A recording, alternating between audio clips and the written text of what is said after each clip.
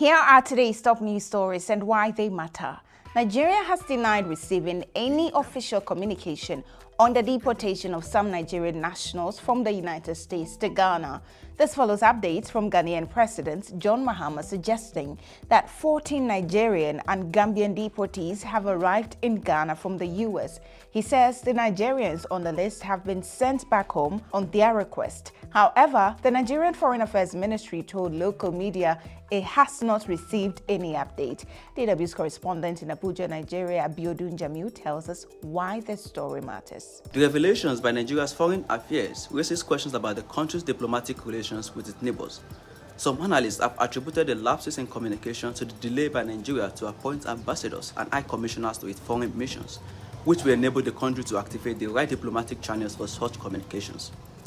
Foreign Minister Yusuf Tuggar had earlier revealed that US was mounting pressure on African countries to accept deportees convicted of crimes into African countries under its third country deportation policy. Here is how some Nigerians are reacting to the developments. As a Nigerian, I travel out to the country to get a better life.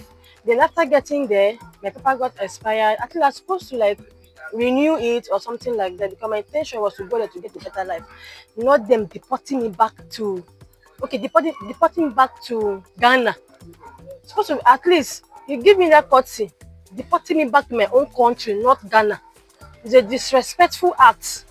I see it as an insult for a city, US government sending a citizen of Nigeria to Ghana. At least, even if Nigeria must have done something evil, at least they shouldn't have sent a citizen to another country. However, Nigeria remains the only African country which has maintained a stance of refusing these deportees. It is unclear what action the Nigerian government will trigger for these deportees who have re-entered the country, according to Ghana's president.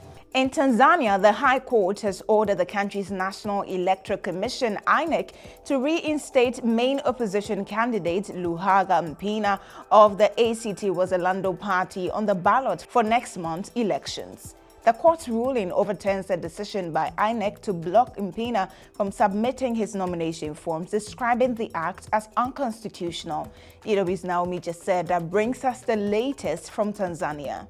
A panel of judges in Dodoma ruled that the commission had acted unconstitutionally and had jeopardized the fairness of the process by denying Mpina a chance to contest. The verdict is being held as a win for democracy, as it also throws fresh light on the independence of Tanzania's institution as the October elections draw near. And finally, South Sudan has charged its first vice president, Riek Machar, with murder, treason, and crimes against humanity. This stems from his alleged involvement in attacks against the country's federal forces in March this year by a militia allegedly linked to him. Riek Machar is also accused of conspiracy, terrorism, destruction of public property and military assets, and other crimes. Two other top-ranking government officials deemed to be Machar's allies have also been charged alongside Machar. They are the country's Army Deputy Chief of Staff, Gabriel Diop Lam, and Petroleum Minister Put Kanchor. The development reinforces a long-standing standoff between the country's president, Salva Kiir, and his vice president, Machar. And that's all we have for you today. Don't forget to leave a comment, share, like, and subscribe to our channel, DW Africa. I am Ajua Tinkrama Domina.